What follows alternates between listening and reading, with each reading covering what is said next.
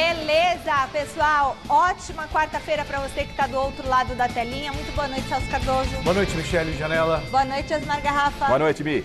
Bom, vamos para o intervalo rapidinho? Daqui a pouquinho a gente volta para falar do São Paulo, que apresentou hoje o atacante Éder, agora à tarde. Temos entrevista exclusiva, inclusive, com o presidente do São Paulo, que o nosso Miller fez. As novidades do Palmeiras, que pode negociar algumas joias da base, de olho nas finanças. Tem o Corinthians também, mais experiente, nas mãos do Wagner Mancini. E tudo sobre essa novela do retorno ou não do Campeonato Paulista. Aguenta aí, que já já tem isso e muito mais. Antes tem dicas. Pessoal, vamos agora para a nossa enquete. Dá uma olhada. Vocês acham que a CBF já deveria pensar no adiamento do início do Brasileirão? Sim, já é hora, ou não, ainda é cedo? Entre lá no site gazetesportiva.com e vote. Você pode usar o nosso QR Code que está aí embaixo e entrar direto na nossa página do site gazetesportiva.com, que aliás está super legal. E vídeos pelo WhatsApp, 99479-1633. Tem o 11 na frente, 99479-1633. Você já acha, Celso, que já é hora de começar a pensar nisso ou não? Ainda é muito exagero. Boa noite, Michele. Boa noite, Garrafa. Grande noite para você que acompanha o Gazeta Esportiva. Acho que é prudente pensar nisso, sim, óbvio. Porque nós temos a fase emergencial, estendida até 11 de abril. Os campeonatos regionais estão parados em 10, 11 estados, a gente deu isso agora recentemente, e a CBF tem que pensar num plano B, a não ser que você encavale tudo, disputa de regional em meio ao Campeonato Brasileiro, mas é algo a se pensar sim, e não é estratégico. Né? A gente está falando de um campeonato no meio de uma pandemia e numa situação muito delicada. A gente falava aqui nos bastidores, 3.700 mortos em 24 horas. Só em São Paulo, 1.209 óbitos em 24 horas. Acho que é assustador isso, né? É muita gente. Né? É muita gente. Então, algo tem que ser pensado, sim, porque a gente está longe da normalidade. Garrafa, já é hora de começar a pensar nesse início do Brasileirão ou dá para esperar mais um pouco? Bom, boa noite mais uma vez, Michele, Celso, você acompanhando o Gazeta Esportiva. Eu acho que já passou da hora dos clubes realmente darem um pé no traseiro da CBF. Era o momento de termos uma liga, porque a CBF, não é? Ela que depende dos clubes, não é o clube que depende da CBF. Então era hora dos clubes darem uma banana para a CBF, porque a CBF já se posicionou que ela não vai mexer no seu calendário para estaduais atrasados, porque tem estaduais que estão em andamento e existem estaduais que estão paralisados, né? Então a CBF já se posicionou, respondendo à enquete. Claro que o ideal, no pior dos cenários, no melhor dos cenários dentro dessa lama toda, seria tentar um acordo, aí um ajuste para que o futebol não fosse todo prejudicado. Mas a CBF só olha para o próprio umbigo, não pensa nos afiliados, mas muito por culpa dos afiliados. Os clubes é que deveriam criar uma liderança, criar uma liga, fortalecer os clubes e não a CBF determinar e fazer dos clubes o que elas querem. Mas os dirigentes aceitam vir aquela reunião do Caboclo, Nossa. que todo mundo ficou quietinho, não é não? Tipo assim, alguém tem alguma coisa para falar? Tipo ditadura, não é? Então, não, mas também quando tem para falar, igual o Gagliotti tinha, ele falou, não era para falar, e não deixou ele falar. Então, mas o Palmeiras, que é o campeão da Libertadores, campeão da América, se o Palmeiras, que é o Palmeiras, não pode o falar. Palmeiras que devia, junto com o Corinthians, com o Flamengo, né, com as grandes forças, montarem a liga e acabar, uma banana para a CBF, ponto. A CBF cuida de seleção brasileira. Isso. E os clubes cuidam do campeonato. Exatamente. E é sempre bom você ter um plano B, trabalhar com antecedência, né? A gente aqui trabalha Talvez com até antecedência. ele, não sei, eu ia até, não ia passar pano, mas seria inteligente você ter um plano B. Mas pela postura do Caboclo naquela reunião, né? aquela arrogância, aquela prepotência, aquele discurso ditatorial, aquela grosseria com um clube como o Palmeiras, por exemplo, foi extremamente indelicado com o presidente Maurício, Gagliotti, que estava simplesmente fazendo... Bom, pelo linguajar na reunião, você já percebe o nível das pessoas que estão no comando do futebol. Então eu aguardo para falar no outro momento.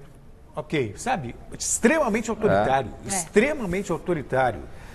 O poder, realmente, ele faz coisas extraordinárias. Complicado. Bom, e agora eu vou chamar ele aqui para a nossa roda de conversa. E aí, Chicão, boa noite para você, já está aqui conosco, muito boa noite, Chicão. Ô, Chicão, você acha que já é hora de pensar no adiamento do começo do Brasileirão ou ainda é muito cedo para isso? Olha, Michele, diante dos fatos das últimas horas, né, com esse número de mortes aumentando, eu acho que está na hora mesmo do futebol dar uma esperada, né? Dar uma acalmada, porque, afinal de contas, o que vale é a saúde, né? E eu sei que o futebol, como eu defendo o futebol, eu acho que a volta do futebol é importante, mas nesse momento específico, enquanto as autoridades não tomam uma providência, e o que é tomar uma providência? É vacinar em massa, né? Que seria mais ou menos 1 milhão de pessoas por dia, que seria o ideal, né? Aí você, em 30 dias, você vacina pelo menos metade da população. Aí eu acho que ficaria mais seguro para você voltar à prática do futebol normalmente, né? Como se vinha praticando. Eu acho que não depende mais, o futebol saiu da mão, saiu da esfera do próprio futebol. Agora está na mão das autoridades e da vacina, né? Que, pelo jeito, é a única saída, né? Para que se possa voltar tudo à normalidade. Ô Chico, mas peraí, se vacinar 1 milhão por dia, em 30 dias vai vacinar 30 milhões. Nós somos mais ou menos, em 2019 eram 211 milhões. Então não vai ser metade, ainda vai faltar 3, 6, 9, 12, uns 4 meses. Se for 1 milhão por dia, se a gente vacinar 1 milhão por dia, leva uns 4 meses para a gente vacinar metade da população, porque acho que até agora foram 5 milhões vacinados, não é isso? Deu 7% da população, é muito pouco, o índice é muito pouco, muito baixo. Então ainda leva, Chico, entendeu? Aí, só se vacinar mais, vacinar, sei lá, 5 milhões por dia, eu não sei como que faria. Daqui a pouquinho você volta, beleza, Chicão? Eu só estou me baseando naquilo que o ministro da Saúde disse hoje, né, que até a intenção dele é vacinar 1 milhão por dia. Então, a gente que sabe das limitações econômicas do Brasil, o dinheiro foi gasto e não foi gasto com vacina, que deveria ter sido feito há muito tempo, né? Então, eu estou me baseando nos números que o ministro da Saúde disse hoje. Então, 1 milhão por dia, vamos levar aí quase 1 ano para vacinar todo mundo, mas é o que o ministro da Saúde está dizendo que vai acontecer. Tomara que realmente aconteça 1 milhão por dia, porque aí 1 milhão por dia... Até o final do ano você vacina todo mundo. Até o final do ano a gente vacina todo mundo, quem sabe, né? Ai, gente, que maravilha. Nossa Senhora. Então, veja a hora. Se passar uma vacina aqui, eu tomo. Passar outra, eu quero tomar também. Mas lembrando que tem que ser a mesma, né? Acho que tem que ser a mesma vacina que você toma as 2 doses. Aí depois não pode reforçar Na verdade, já há um estudo sobre a interação de vacinas, mas não existe uma comprovação ainda. Ai, Senhor. Mas tudo bem. Já Chicão volta. Você já toma vacina, Chicão? Ainda não, né? Não chegou na idade do Chicão. Chicão tem 60 e pouco, né, Chicão? Eu tenho 66 anos, está em 69 anos, né? Eu devo tomar a vacina daqui uns 10 dias, 15 dias por aí, devo tomar a primeira dose. Tá na cara do gol, Chicão. Boa, é isso aí. CCT da Barra Funda, com ele, José Paes, chegando com as novidades do São Paulo, que apresentou o Éder agora à tarde, né, Zé? Boa noite.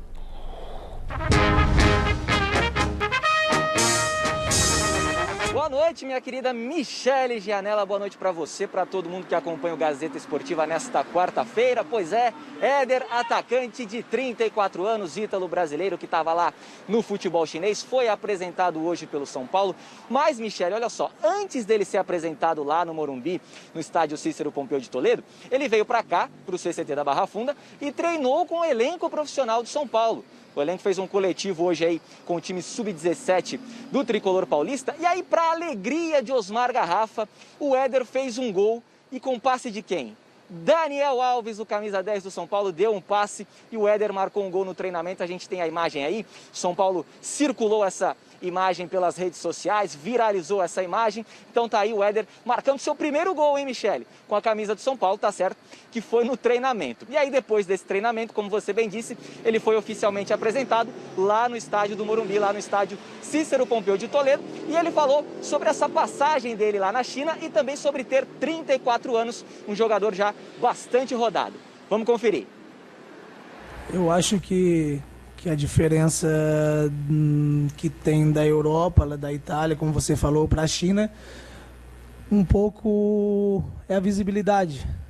Na Itália você tem mais acesso aos jogos e na China você tem menos. Mas eu, particularmente, eu treinava mais na China do que na Inter de Milão. A minha comissão técnica, que são romenos, Um treinador que na Ásia ele é considerado o Mourinho da Ásia. Ganhou muitos anos em Dubai, no Catar, na Coreia e ganhou esse ano com nós lá no Japão. Então eu acho que muito nível, muito bom de treinos. Então acho que o jogador quando chega nessa idade de 34 anos, mas ainda tem a vontade de treinar, de se sacrificar em modos de prevenção, antes do treino, depois do treino, em alimentação, se cuidar. Eu acho que a idade é só um número. Tá aí então a palavra do Éder, reforço do São Paulo, atacante de 34 anos. E ele foi recepcionado lá no Morumbi hoje, viu, Michele, por um anfitrião de peso, o nosso Miller, ídolo do São Paulo, bicampeão da Libertadores, bicampeão mundial pelo Tricolor. O Miller foi lá no Morumbi para ser uma espécie de cicerone, para recepcionar aí o Éder, o novo atacante do São Paulo. Então, uma recepção de peso, né, Michele? Imagina só ser recebido pelo Miller, só o Miller, um dos maiores jogadores da história do Tricolor paulista. Daqui a pouquinho eu volto, direto aqui do CCT da Barra Funda, com mais informações do São Paulo. Vou contigo agora, Mi. Boa, Zé, é verdade. Ele foi o cicerone lá do Éder, inclusive o Miller bateu um papo bem legal com o presidente Júlio Casares e a gente separou um trechinho para vocês, olha só. E aí, galera, tudo bem? É o Miller que está falando. Estou aqui na sala do nosso grandioso presidente Júlio Casares. E ele tem grandes projetos para o nosso tricolor, com certeza, né, presidente? Vai parar por aí ou como é que é? Não. Hoje foi a apresentação do Éder. Isso. E aí, presidente, vai ter só o Éder ou vai ter mais? Vai ter mais. O São Paulo sempre vai estar atento a grandes negócios, com responsabilidade, sem fazer loucura. O São Paulo contratou grandes jogadores. Aliás, o Miller hoje foi o paraninfo, o padrinho do Éder, numa grande apresentação no Morumbi, agora é assim, com os grandes ídolos. O torcedor que está vendo o nosso esforço em contratação, em equacionar a dívida, também pode nos ajudar, porque em primeira mão para você, nós estaremos no final de abril e começo de maio com um novo programa de sócio-torcedor. Interativo, diferente. Isso é bom. Isso é bom. E o torcedor vai poder nos ajudar nesse processo de 2021, para que a gente consiga ter mais força em 22 e em 23. Presidente, mas o Daniel Alves ganha quase 2 milhões por mês. Não dá para baixar esse salário, até porque não tem condições de pagar esse valor de salário para o Daniel Alves. Não que ele não mereça, mas a realidade de São Paulo hoje é diferente. Como é que você vai fazer isso? Então, Miller, nós hoje pretende baixar o salário dele? Eu acredito que o salário, se nós conseguirmos um parceiro, nós conseguimos honrar o que está estabelecido. O que nós estamos tentando trabalhar com o Daniel Alves é esse passado, essa pendência desse valor que é mencionado na mídia, eu não falo valor, mas é um valor que nós estamos conversando. O que eu queria deixar bem claro, a sua grande audiência, a sua popularidade, é que o Daniel, ele é o primeiro a chegar no treino, o último a sair, se dedica, entendeu bastante o perfil tático e técnico do Crespo e da equipe da comissão técnica, e ele está sendo um grande valor nos treinos. Então nós vamos fazer todo o esforço do mundo, claro, entendendo que a pandemia trouxe o agravamento da questão econômica, isso tudo será colocado na mesa, assim como nós fazemos com todo mundo, com todos os atletas. Muito bem, essa entrevista completa do Miller com o presidente Júlio Casares está lá no site gazetesportiva.com, uma entrevista que tem 12 minutos, eles falam sobre diversos temas, sobre as finanças do São Paulo. Olha, o Miller hoje foi a fundo mesmo com o presidente Júlio Casares, foi bem legal. Celso Cardoso, primeiramente, a chegada do Éder. Gostou da entrevista do Miller? Gostei, aprovou? O nosso Cicerone. Melhor, nosso não, do São Paulo. O nosso é o Zé Paz, que acompanha os estagiários quando chegam. Você gostou da chegada do Éder? E o que você achou disso que ele falou do Daniel Alves? Se tiver um parceiro e que então, é o seguinte... O São Paulo já está devendo para o Daniel Alves 12 milhões. 12 milhões de reais. Porque 12 milhões. Negócios são negócios. Ai, gente. Você faz uma... O São Paulo queria o Daniel Alves. O Daniel Alves falou assim, olha, meu preço é isso. Topa. Acordou? Não importa que seja de uma outra gestão. Tem um contrato. Foi o menor sentido. Né? Eu acho até absurdo você falar de redução de salário, inclusive, de contrato, quando você tem um contrato vigente e com valores em aberto. Você pode questionar, é muito para um jogador de futebol, é pouco, mas já aprendi com a minha mãe, sabe? O que é combinado não é caro. Está lá combinado, foi um acerto entre as partes. Para você romper com isso, você tem que acabar com multa, você tem que desfazer um contrato. Pode até ser que o Daniel Alves, de repente, aceite reavaliar o contrato, fazer um novo contrato com outras bases, mas o São Paulo precisaria primeiro pagar o que deve. E a gente está falando de 12 milhões de reais. 12 milhões de reais é muita coisa. Se a gente focou, não importa quando o jogador ganha, acho que é um problema dele. Eu gosto de ficar falando aqui, ó, jogador X ganha Y, isso é problema dele e do clube. Eu acho um absurdo, todos os salários são pagos para jogadores de futebol no Brasil, até pela realidade brasileira. Eu acho algo inflacionado, algo que extrapola o bom senso. Ainda mais considerando que a imensa maioria da população, 51%, de acordo com números do IBGE, ganham até um salário mínimo. Um salário mínimo. Então, isso é uma outra realidade, não é o que discutir, nem fazer o discurso de igualdade social, embora seja importante também. Mas os salários são astronômicos, é algo que transcende o bom senso. Mas acertou? Está escrito no contrato? O clube se propôs a pagar? Que pague. Para negociar, depende das duas partes. Não sei se o Daniel Alves estaria disposto a renegociar sem receber o que o São Paulo está devendo para ele. Então, Celso, até antes de falar do Daniel, só para falar do Éder, que foi apresentado, se ele conseguir produzir 5% do que o Miller jogou no São Paulo, já cumpriu a missão. É verdade. Já vai valer tudo que ele vai ganhar no São Paulo. 5%, tá, Éder? Só para você ver o cara que foi te apresentar, não é porque o Miller trabalha com a gente, todo mundo sabe que o Miller foi um dos maiores jogadores do futebol brasileiro. Isso é inquestionável, ponto. Sobre o Daniel Alves, na resposta do Casares ao Miller, o presidente não falou em nenhum momento de baixar salários, porque, obviamente, não faz sentido. O que o São Paulo está tentando fazer é equacionar essa dívida de 12 milhões. Como eu posso te pagar? Você pode me aliviar? Ah, você prefere? Se eu te pagar à vista, você me dá um desconto? Ah, não, eu te parcelo. Então, é esse o acordo do São Paulo. Mas o total que deve é 12 milhões? 12 milhões de atrasado. Mas... Isso dá o equivalente a mais de 10 meses de salário atrasado. Mas quanto que é o total desse valor? Não, 12 milhões. São Paulo deve 12 milhões de atraso. Mas já pagou o tanto? Não, já pagou. Nesse momento, Michele, o Daniel Alves tem a receber para zerar. O Daniel Alves, quanto ele valeu? 45? 50 milhões. Mas não é para isso. Esses 12 milhões não é do valor total do contrato, Michele. É referente a salários, tá? Então ele tem 12 milhões. O contrato não pagou nada. É um contrato. Está incluído, está embutido. Só se você me permite, eu já falei que eu não gosto de falar de valores, mas já que a gente está falando. Tem que falar. Foi noticiado na época. 3 anos de contrato. Tá. 50 milhões de reais. Eu lembro o valor do contrato. 45, dá mais ou menos 1,5 milhão por mês. Se você calcular 1,5 milhão por mês, o São Paulo deve para o Daniel Alves 9 meses de salário. Então imagina você trabalhar e ficar 9 meses sem receber. Seria mais ou menos isso. Só que no contrato o Daniel Alves recebe aproximadamente 500 mil reais por mês e a cada 6 meses ele recebe o acumulado desse 1 milhão que fica faltando, que daria 1,5 milhão, como o Celso disse. Então a conta é de 1,5 milhão. São Paulo tenta equacionar essa dívida.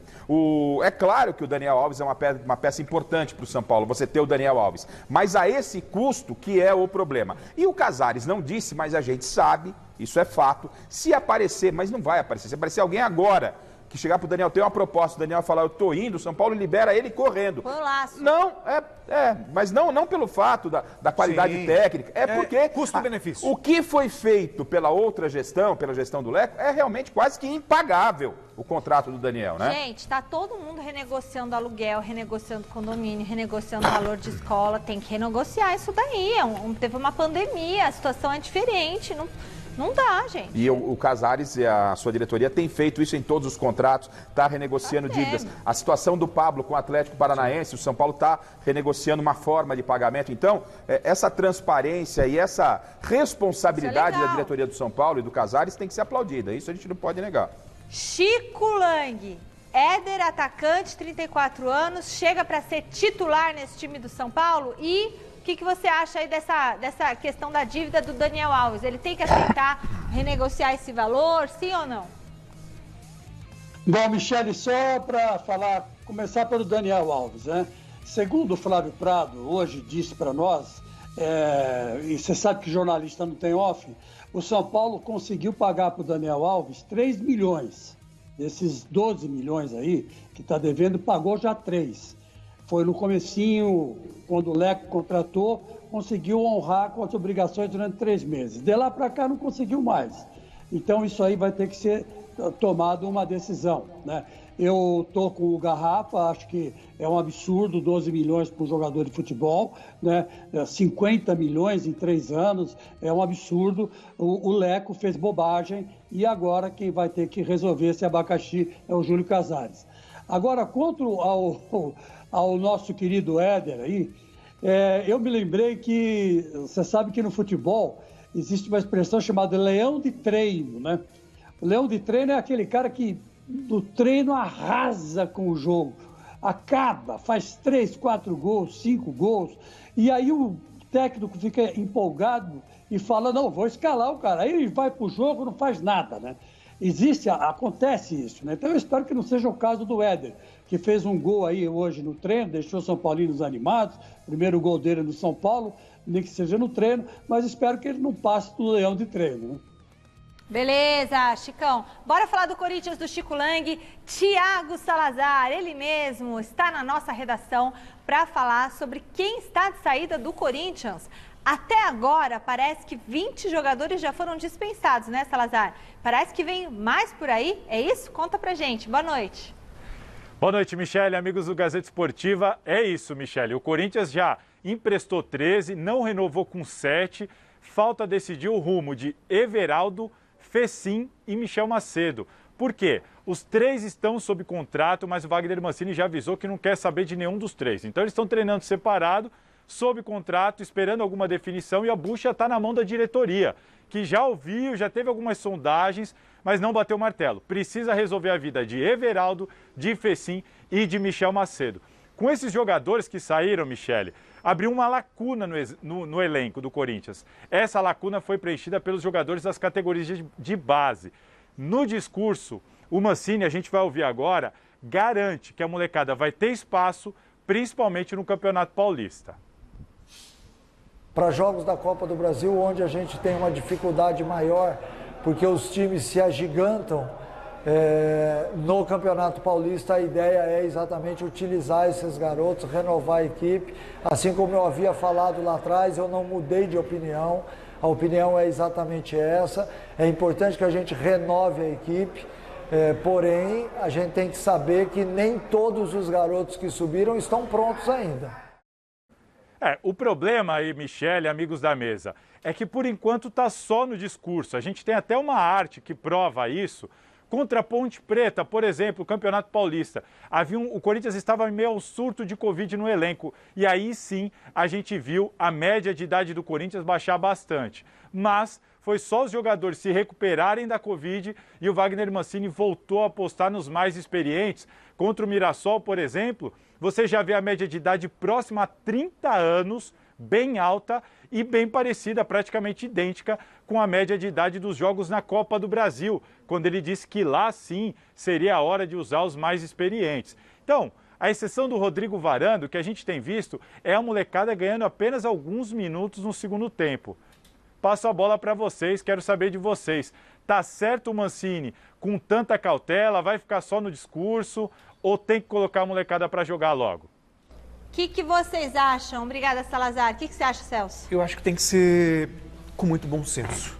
E aos poucos. Aos poucos. Senão você acaba queimando os garotos. Também acho. Porque quando a coisa está fluindo bem, a molecada vai ganhando casco duro, vai ganhando confiança. Porém, quando a coisa não anda, e aí você perde um jogador que tem talento porque falta confiança. E o Corinthians tem hoje no elenco jogadores experimentados que podem estar no time e você mesclar com a garotada. Então, por exemplo, o Casares é um cara que eu acho que tem que ir para o jogo. O Luan, por tudo que ele representa, ele tem que ir para o jogo. Sabe, você tem que dar sequência para ele. Jogou mal. Não importa, uma hora a coisa tem que acontecer. Sabe? E não você ir colocando apenas garotos. O Varanda, ele começou bem, né, sabe? Jogou bem ali. O Janderson, tá no Corinthians, ele foi bem. Rony, Xavier. Quer dizer, então o Corinthians pode apostar nos garotos, mas mesclando com o que há de experiência no grupo. Não sei o que pensa você, cara. Não, eu acho que eu estou mais ou menos nessa linha, Celso. Até porque tem que entender o seguinte: parece que existem várias joias raras na base do Corinthians. Não é? Não é assim. Isso não é assim no Palmeiras. O Palmeiras está com uma garotada boa. Não é assim no Santos. De vez em quando você consegue 2, 3, né? Então não foi o caso do Corinthians ainda. Você não pode tirar caras que estão ganhando R$500 mil e pôr os meninos aí na arena, não é? Para resolver. Até porque, além da falta de experiência, como disse o Celso, vai queimar esses garotos, tal. Tem também, precisa saber se tem qualidade lá. Acho que é sim um plano B, que é uma alternativa, mas não pode tirar a responsabilidade desses caras que foram contratados pelo Duílio Monteiro Alves. A peso de ouro. Por exemplo, quando o Duílio, Luan. quando o Salazar fala aqui, né? Quando o Salazar fala, o Corinthians mandou 23 jogadores. Esses 23 jogadores foram contratados pelo Duílio Monteiro Alves quando era diretor. E agora ele é o presidente e manda os caras embora. Então alguma coisa estava errada. Ou será que eu estou ficando maluco? Claro que não, não é? O pensamento, se você me permite, Garrafa, eu entendo que é mais ou menos assim. Você tem um time base. Se é para você ir no mercado e contratar jogadores para compor o elenco, como foi Jonathan Cafu, como foi o Léo Natel, enfim, sabe? Se é só para compor elenco... Você usa a base. Você usa a base. Tá certo, é isso. Agora, se é para ser o cara, você traz uma peça. Você tem que cobrar do Luan, você tem que expor o Luan, pôr ele para jogar. Eu concordo que tem que pôr o Luan para jogar. Eu também. Tem que criar uma alternativa, saber por que o Luan não está jogando. Isso aí. Né? Então, externar esse problema, abrir essa ferida. Ah, né? Luan é o seguinte, Luan é titular em todos os jogos até o fim do contrato em 2023. Chico Lang, a pergunta que eu te faço é a seguinte, você... treinador do Corinthians, colocaria o Luan, mesmo com sonífero, para jogar todos os jogos até o fim do contrato dele em 2023, mesmo ele jogando do jeito que ele está jogando, porque ele ganha R$700 mil por mês, pelo que foi comentado ontem aqui no programa, ou você apostaria num garotinho que está lá na base? E aí, quem que tem a responsabilidade, Chicão? O que você quer ver no seu Corinthians?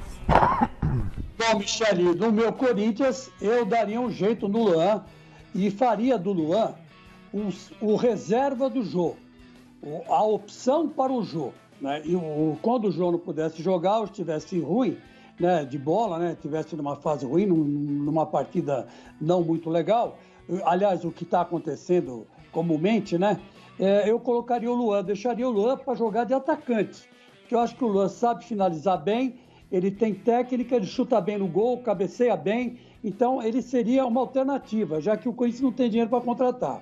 Agora, quanto à posição do Mancini, eu acho que está correta, está corretíssima. Ele coloca os experientes para disputar o mata-mata, né, que é a Copa do Brasil, e onde ele tem razão, as equipes pequenas se agigantam, né, e colocaria aos poucos os garotos do Campeonato Paulista, que é um torneio de começo de temporada, onde você não tem aquele compromisso maior. Então, eu acho que está correto o Mancini. Mas para Luan, tem uma alternativa. Substituto do Jô. Essa é a minha opinião. Ah, um cara que ganha 700 conto não dá para ser substituto, Chicão, na minha opinião, né? Mas você é o Chico Lang, você manda. Então, pode ser o substituto do jogo. Para você, titular ou substituto, ou reserva, ou banco, é que, assim, a questão ou na é que cama. o Luan hoje nem é reserva. Então. Ele é reserva do reserva. Mas não pode ser essa os jogadores. Tem que questão. renegociar esse contrato com esse rapaz, gente. Eu tô indignada com Você vai ser a nova gerente de futebol dos clubes. Nossa, você faria o quê com ele? Ah, você tem que pôr o cara pra jogar. Você tem que pôr o cara pra jogar. Joga, filho. Vai ter que jogar, filhão. Vai jogar. Joga como for. Vai jogar. Tem que jogar. Porque aí a torcida também vai começar a pegar no pé do Luan. Tem isso. E roubaram o carro do Otério e devolveram, né? Como devolveram? Devolveram não, acharam. Acharam. Então tá bom. Olha, hoje o Zé Paz está se dividindo entre São Paulo e Palmeiras, fazendo aquele corre, vai pra lá, vem pra cá. Mas agora ele vai trazer as notícias do Verdão. Como anda essa negociação com o atacante Tati Castellanos? É isso, Celso Cardoso? É quente essa história, Zé?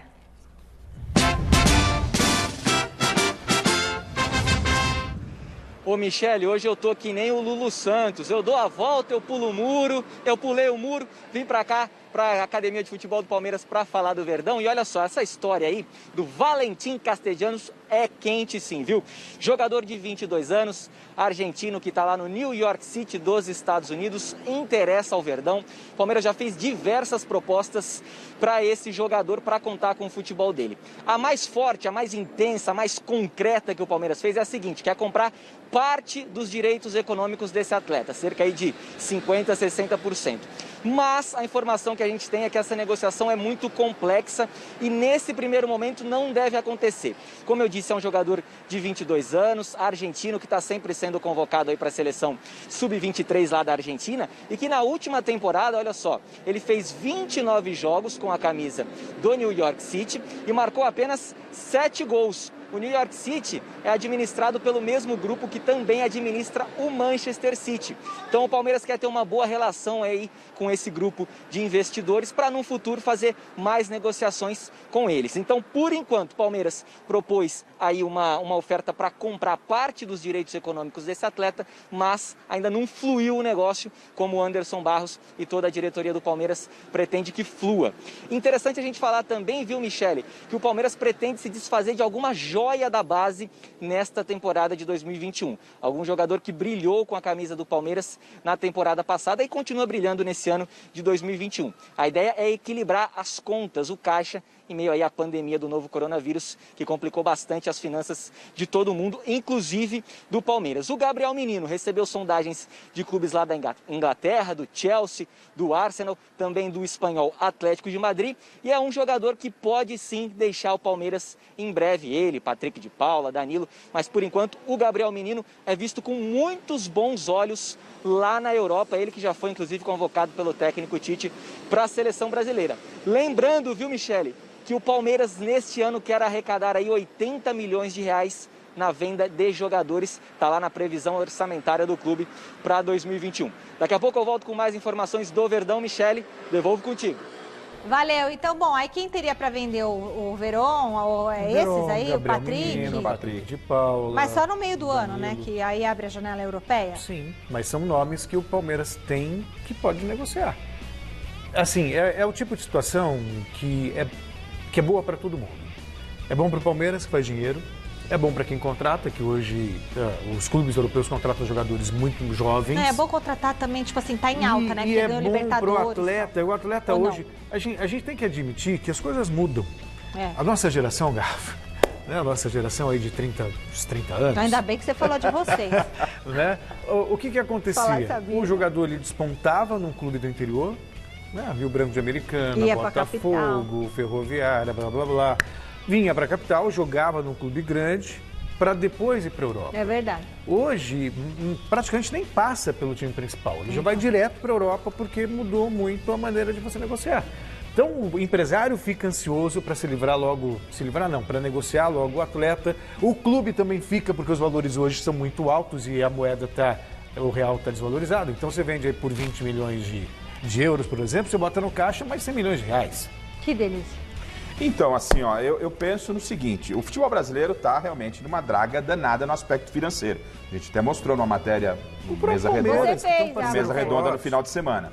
Agora, o Palmeiras tem uma situação pontual em função da pandemia e acabou fechando no déficit. Mas quando a gente clama, o Palmeiras é um clube muito bem administrado, e eu acho que é mesmo, tá com o seu estádio pago, tem a sua receita de bilheteria quando não tem a pandemia, tá tudo encaixadinho, não tem que jogar esses jogadores aí a qualquer preço no mercado europeu, não. Qualquer preço. Não, ô Celso, o que os caras querem pagar por Gabriel Menino, por Patrick, é dinheiro de pinga pros caras lá. Depois, quem vai ficar no lugar? Vai ter que comprar e daí você vai atrás desse castelhano, desse argentino aí pra pagar uma bala pro cara e vende o Gabriel Menino? Não, tem que segurar o cara. Ah, mas é bom pro jogador? Claro, pro jogador é bom, ele tem que fazer a independência financeira dele. Mas ele tem um contrato a cumprir e tem uma multa pra cumprir. Se o Palmeiras quer se gabar realmente e ele está por cima da carne seca no aspecto financeiro, também tem que se pautar nesse aspecto de dificultar ao máximo a saída de um jogador de uma forma precoce. Eu acho que é pouco dinheiro. Quando o Palmeiras já anuncia, eu preciso vender 80 milhões esse ano. Pô, os caras chegam lá, vai lá no Brasil, oferece 70 que os caras vão vender. Eu acho que acho que tem que valorizar mais o produto. O Palmeiras é o único clube, se não o único, um dos únicos, que pode se dar o luxo de valorizar o seu produto. Mais 80 milhões, um jogador que ele vai vender por 15 milhões de dólares, por exemplo. Patrick de Paula? Só que não. Tá, mas aí vai ter que repor, né? E aí vai achar. Não necessariamente. Celso, muito novo, Celso. Muito novo, segura, dá pra segurar sim. 1, 2 anos aqui, deixa render um pouco mais no Palmeiras. Assim. Quanto que vai valer o Gabriel Menino depois? Então, tá bom. Eu segurava também, segurava mais um pouco. Não, acho que não é o caso. O Celso Gabriel Menino é jogador diferente. É jogador diferente, Celso. É jogador diferente, hein? Chicão, você venderia o jogador para fazer o dinheiro agora, Patrick de Paula, Gabriel Menino, ou você seguraria mais um tempinho? O que você faria? Olha, Michele, eu tô com o Celso nessa, eu venderia sim. Venderia porque a gente nunca sabe como é que esses garotos vão estar daqui a um tempo. Eu lembro do famoso mico, né, do Corinthians com o Lulinha, né? O Lulinha era uma promessa, tinha feito mais de 300 gols nas equipes de base, tinha um futuro brilhante pela frente, e quem deu certo foi o Dentinho, porque o Dentinho deu a sorte de ter conhecido o Ronaldo Fenômeno, e o Ronaldo Fenômeno foi com a cara dele. Então ensinou o Dentinho a se posicionar no campo, tá? E o Dentinho evoluiu, tanto é verdade que foi para a Europa, foi lá para a Ucrânia, está lá faz um tempão já, né? Mais de 10 anos, está querendo até voltar para o Corinthians, né? O ano que vem ou no finalzinho desse ano. Enfim, eu acho que esses meninos têm que ser vendidos sim, tem que aproveitar a onda. O Gabriel Menino, por exemplo, é jogador de seleção brasileira. Ele, se não for agora, ele vai a qualquer momento, porque chama atenção na Europa, né? E eu acho que o Gabriel Menino hoje, no mercado, valeria, sim, uns 80 milhões de reais. Eu venderia o Gabriel Menino por esse preço, assim, sem pensar, né? Porque ele realmente, jogador de seleção brasileira, jovem, tem um preço dele, tem uma valorização muito grande, né? Dentro do mercado brasileiro e mercado mundial. E eu venderia para o mercado mundial, né? Porque é euro, né? Euro é sempre melhor, dólar é sempre melhor do que real. Talvez se lembre do valor. Ele citou do Lulinha, e eu estava justamente lembrando isso, que o Roque Cidadinho se gabava na época. O Lulinha acho que tinha 16 anos, acho que futebol inglês, o Manchester, acho que ofereceu 6 milhões de euros na época, ou 6 milhões de dólares para levar o Lulinha. Quis, né? E o Corinthians não negociou. Ó, daqui a pouquinho tem notícias do Dentinho, que o Chico Lang citou, o Salazar vai trazer pra gente. Tá lá, casado com a Samambaia na Ucrânia, mão de filho. Ronaldo ajudou também. Ronaldo ajudou. Ó, sabe o que eu faria, só rapidinho? Já que ele tá na seleção, o Verón, eu seguraria ele mais um pouco, porque vai valorizar. Tipo dólar, sempre valoriza. E os outros que não estão na seleção, vai vendendo. Santos, o time continua em Atibaia, se preparando para o retorno do Paulistão. Um período que está sendo muito aproveitado pelo argentino Ariel Roland. Ele que mal teria tempo para ajustar a equipe, ganhou algumas semanas importantes, hein? Nessa temporada, o Santos tem algumas metas para alcançar e a gente separou algumas delas para te mostrar agora. Olha só. Meu caro amigo Ariel Roland, se liga aí, ó, lápis e papel na mão, porque o Instituto Zé Paz de Objetivos e Estatísticas entrevistou a totalidade do cardume para saber dos torcedores quais são, segundo a torcida, as 5 principais metas do Santos na temporada 2021. Meta número 5, usar ainda mais as categorias de base. Você aí que é apaixonado pelo Peixão já tá ligado que o clube tá que nem caco de vidro, né? Quebrado e perigoso. Mesmo sem lá muita grana para investir, o Santos continua envolvente e sedutor dentro das 4 linhas, graças aos meninos da Vila. Meta número 4, garantir uma vaguinha na Libertadores. Finalista da competição na última temporada, o time que no passado parou uma guerra ainda está na fase preliminar da Liberta neste ano. Abre o olho, gente! Meta número 3, dá tempo ao técnico Ariel Roland. É isso mesmo, profe! Você tá chegando agora, leva um tempo sim para você se adaptar ao rolê aqui no Brasil e se te contrataram, tem que te deixar trabalhar, né? Meta número 2, diminuir a dívida. À frente do Santos desde o dia 1º de janeiro, o presidente Andrés Rueda já revelou que a dívida total do clube beira os 700 milhões de reais. Deus ajude. Meta número 1, segurar a dupla Marinho Soteldo. O venezuelano e o Rei da América têm jogado o fino da bola com a camisa santista. Isso, é claro, alimenta o interesse da galera com mais bufunfa. Tem que ficar esperto nessa fita aí. Recapitulando então, usar a base, se garantir na Liberta, dá tempo pra você, Roland, trabalhar, diminuir a dívida e segurar a dupla Marinho Soteldo. Se isso tudo aí acontecer, o conto de fadas Ariel, Praia e Peixe tem muita chance de ter um final feliz. Acho até que já ouvi essa história em algum lugar. Ariel. É um belo nome. Ariel Roland. Mas não é essa, Ariel. Bom, dessas metas do Santos, para você, Celso, qual é a mais importante? Para mim, seria manter Marinho Soteldo. Estou com você? Nossa senhora! Vou até tirar uma folga esse dia. Olha, hoje... Tá concedido, pronto. Oba! Não que eu conceda, mas eu cubro você. Você me cobre, beleza. É que depois, né, Fazia tempo, hein? Faz tempo, hein? Essa concordância, assim. Tempo, nunca. Eu tô emocionado que... Né? Vai sair a vacina, gente. Até passo a bola. Manter Marinho e Soteldo é a principal coisa. Eu penso que todas as metas que foram apresentadas aí no VT, elas são metas importantes, né? E a principal delas, para mim, passa pelo aspecto financeiro, porque com o caixa saneado, pelo menos bem encaminhado, estou programado, eu não consegui zerar, mas eu tenho uma programação para pagar aqui e ali, aí ele consegue, por exemplo, segurar o Soteldo, segurar o Marinho. Acho que o aspecto financeiro é a principal. E parabenizar o Santos, que contratou o doutor Evaldo Stanislau, infectologista, né? Para trabalhar no elenco lá, junto com o doutor Fábio, com todo mundo lá. Parabéns ao Santos aí. Tá realmente muito preocupado com a Covid. A propósito, um baita médico, o Santos está muito bem assistido. A gente entrevistou ele aqui no Plantão da Saúde. Agora está trabalhando diariamente lá no Departamento Médico do Santos. Ai, que bom, que maravilha. Eu vou entrevistar ele, fazer uma entrevista com ele pro Mesa, né? Entrevista de coração, inclusive. Muito bom. Olha, recadinhos, temos recadinhos pelo WhatsApp? Vamos ver? Boa noite, pessoal da Gazeta. Eu acho que sim. Para que começar uma coisa que você não sabe onde vão ser os jogos? Wanderlei do Itaim Paulista, um abraço. Michele, Garrafa, Celso, boa tarde. Eu acho que é o momento sim de já começar um planejamento para que não haja atropelo e não haja prejuízos maiores para os clubes. Fernando Quintanilha, São Paulo. Boa noite, amigos da Gazeta Esportiva. Com certeza a CBF tem que adiar o início do Campeonato Brasileiro, deixar para o segundo semestre. Se Deus quiser, estaremos num dos dias melhores do que agora. Obrigado, Marco Antônio de São Paulo. Boa, Marcão. Um beijo pra você. Olha só, José Paes, de volta lá da Barra Funda para falar mais desse São Paulo. Zé, ninguém esconde aí no clube que a principal meta é a conquista de títulos, né? Mas para isso acontecer, o time tem que corresponder dentro de campo. Será que essa galera que tá chegando vai conseguir dar uma resposta em campo? Como é que tá o Crespo, esse entrosamento? Como é que tá? A equipe é boa? No papel é boa, né?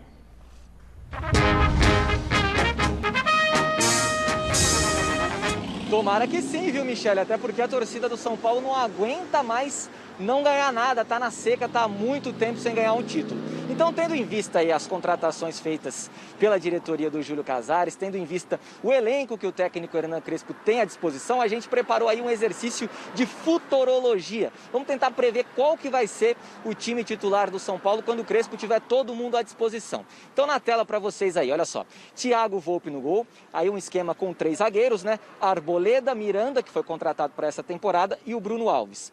Orejuela pela direita, jogador colombiano também contratado para essa temporada. Luan, Daniel Alves, Reinaldo e Benítez, ex-Vasco, argentino, 26 anos, meia, bom de bola, também contratado para essa temporada. Éder, que foi apresentado hoje, e Luciano. Esse deve ser o provável time do São Paulo quando o Crespo tiver todo mundo à disposição. Aí eu pergunto para você, Mi, para o Celso, para o Garrafa, para todo mundo.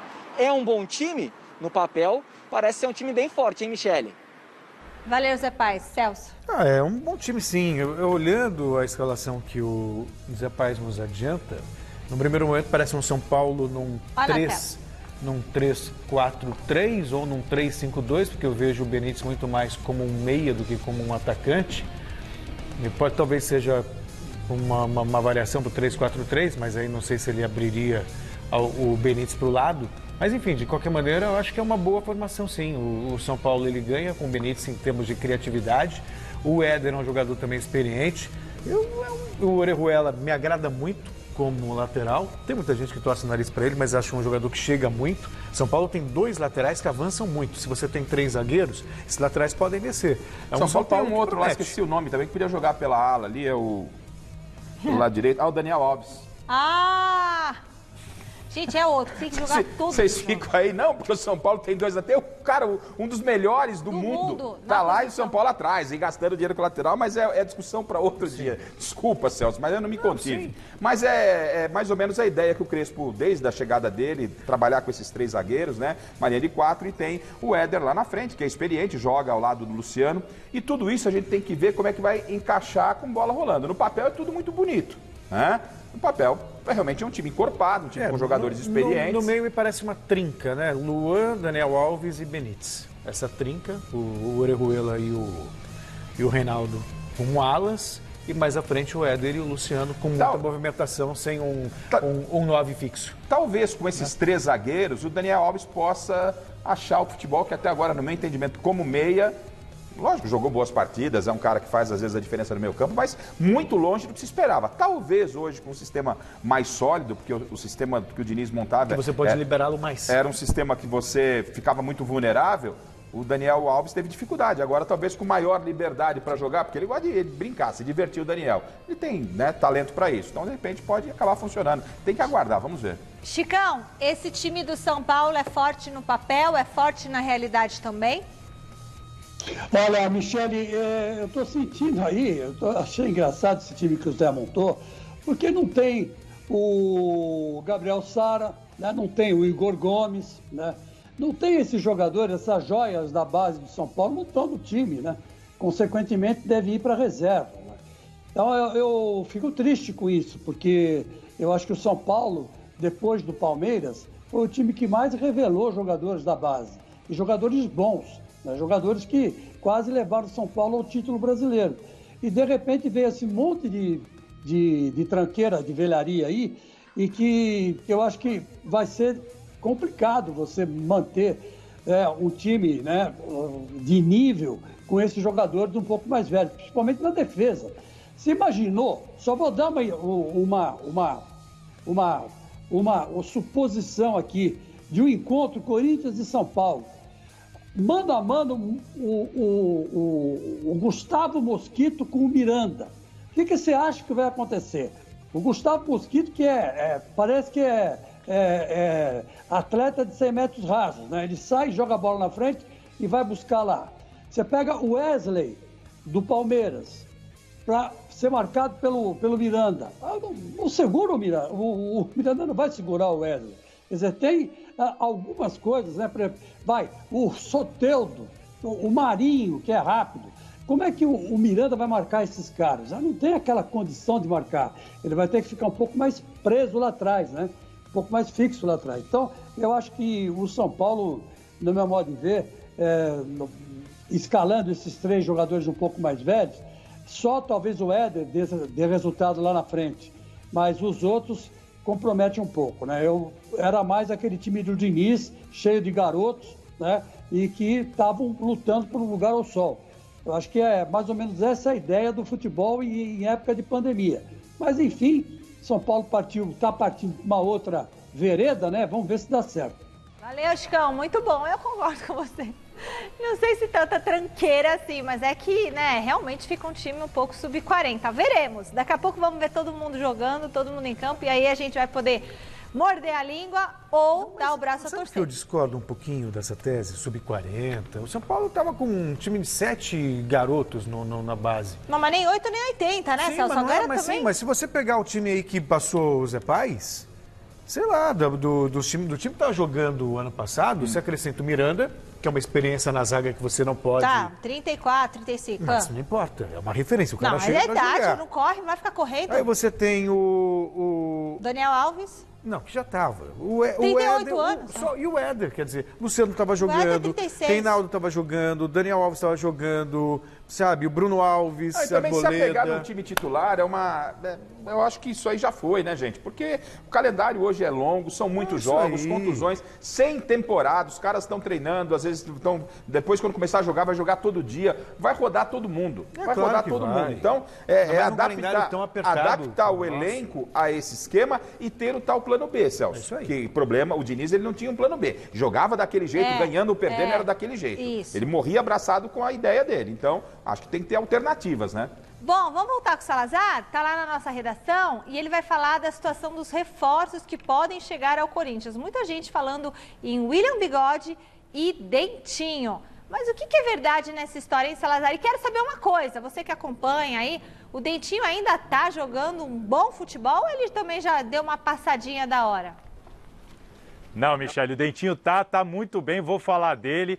É importante entender a situação, né? O corintiano sabe da dificuldade financeira, mas não tem jeito. Ele sonha com reforços, ele tenta encontrar uma possibilidade. Eu passei essa semana conversando com alguns dirigentes e alguns empresários de jogadores, inclusive com o empresário do Dentinho, que é o Gilberto Silva, para quem não lembra, pentacampeão com a seleção brasileira. Michele, o Corinthians não tem nada encaminhado com ninguém, com nenhum jogador. O foco realmente está em reduzir as despesas, promover a molecada da base, renovar alguns contratos, como o do Casares, como o contrato do Cássio. Essa é a política do momento do Corinthians. Sobre o Dentinho, a situação é o seguinte, ele tem contrato com o Shakhtar lá da Ucrânia até 8 de novembro. Eles vão ter uma reunião na próxima semana, vão conversar se vai renovar, se não vai renovar, mas ele não deve sair antes disso, porque apesar de não ser titular absoluto, ele é um jogador importante do elenco e tem sido bastante utilizado. Está bem lá, apesar de não ser titular absoluto. Então, antes de 8 de novembro, independente se ele vai renovar ou não, o Dentinho não deve voltar para o Brasil. A situação do William Bigode também é muito parecida. Ele tem contrato com o Palmeiras até o final da temporada. Vai negociar uma renovação, pode ser que fique no Palmeiras, pode ser que não, mas para esse ano também o corintiano pode esquecer o William Bigode. E pelo que eu apurei, Michele, o Corinthians não fez oferta ao Cano do Vasco, como muitos torcedores perguntam, não fez oferta ao Alex Teixeira da China, que tem um salário fora da realidade do Corinthians. Então, Michele, sem querer desanimar o torcedor corintiano, mas pelo que eu apurei nos bastidores, não adianta se empolgar. Por enquanto, o Corinthians vai com o que tem. Nossa, não traz uma notícia boa esse rapaz, hein? Pelo amor de Deus, Celso Cardoso, não escala mais. Porque, tô brincando, Salazar, mas puxa vida, o corintiano tomou um balde de água fria. Chico Lang, e aí, depois de tudo isso que o Salazar falou, em 30 segundos, você fica desanimado? O que você faz da vida? Sem Dentinho, sem Cano, sem o Bigode também? Desanimado, né, Michele? Sem dúvida nenhuma, porque afinal de contas a gente esperava pelo menos um grande reforço, né? E nenhum desses três, na verdade, é um grande reforço, mas o Dentinho, pelo menos, né? Que o Dentinho conhece bem o Corinthians, sabe onde vai pisar, né? Onde vai pôr o pé. Então, infelizmente, a gente fica triste, né? E vai ter que comer arroz e feijão sem sal até o final do ano. Sal, Chico. Põe um sal no arroz, feijão, tira o ovo. Eu acho que no fundo ele quis dizer sem mistura. Sem mistura, Chicão. Esse é o que chamam que no interior diz mistura. Sem a linguiça, sabe? Sem a carne, sem o feijão com a linguiça. Na fase do Corinthians, talvez falte o feijão, inclusive. Eita! Chicão, beijo grande pra você. Obrigada, viu, Chicão? Um beijo pra você. Não é esse desastre todo aí. Gente, um arroz, feijão preto, uma linguiça, pra mim tá feito. Se puser uma farofa aí, pra mim posso comer isso a vida toda. Eu fiz arrozinho e feijão, que só ele tava bom. Agora feijão marrom já... Vocês vão continuar com esse assunto nessa altura do campeonato, do programa? Põe os Corinthians... Eu perco até o raciocínio aqui. Salazar, trouxe só desgraça hoje aqui. Nem gosto de falar essa palavra. Mas eu já imaginava, que até porque também eu estava sabendo. 1 bilhão de dívida? Como é que vai trazer? Não vai contratar ninguém e nem deve. Quanto é que custa o Dentinho? Tá, não adianta querer iludir a torcida. Acho que isso é importante, né? Vamos olhar para a base. Vem cá. Gasta aí. O momento é difícil. Pega um psicólogo, conversa com o Luan. Quanto custa o psicólogo? Mais barato que o Dentinho. De repente faz o Luan jogar. Já é alguma coisa, velho. Você tem que fazer o que você tem de dinheiro. Não adianta você querer inventar. Posso te falar quem tinha que falar com o Luan? O Miller. O Miller passou por uma situação parecida com essa, depois eu te conto. E o Miller vai te dar a dica, Luan. Conversa com o Miller, Luan. Acorda. Sabe o que é? Precisa de um amigo para conversar. Não é psicólogo, é boleiro, entende boleiro. Gente, o resultado da enquete, a CBF já deveria pensar no adiamento do início do Brasileirão. A maioria respondeu que yes, já é hora. 62% dos votos, beleza? Galera, Celso Cardoso me deu uma folga, ele vai estar no comando do Gazeta Esportiva, eu volto na segunda-feira, vou descansar, meu Deus do céu, um beijo, se cuidem, gente, tchau, Até amanhã estarei de Michelo. Uhul, tchau.